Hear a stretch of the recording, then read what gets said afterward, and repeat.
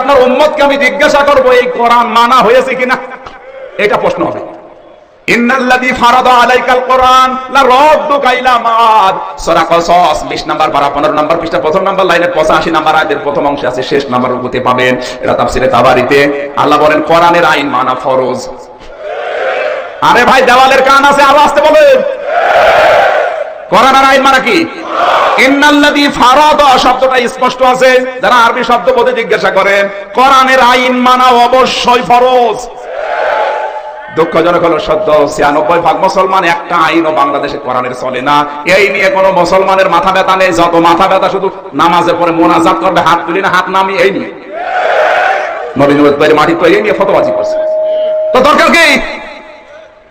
যেগুলো প্রশ্ন হবে সিলেবাসের ভেতরে আছে ওইগুলো নিয়ে মারামারি করে।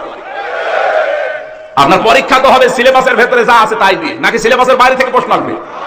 সহজ কথাগুলো বোঝেন না, শুধু উল্টাপাল্টা চিন্তা করেন।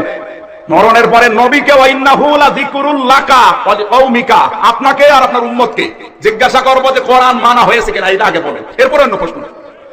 পুরা কোরআন শরীফে 500 আয়াত আছে শরীয়তের বিধানের, একটা আইন আমি মানতে পারি না, চলেও না, আপনি কি জবাব দেবেন? হিসাব করে এখন মরে।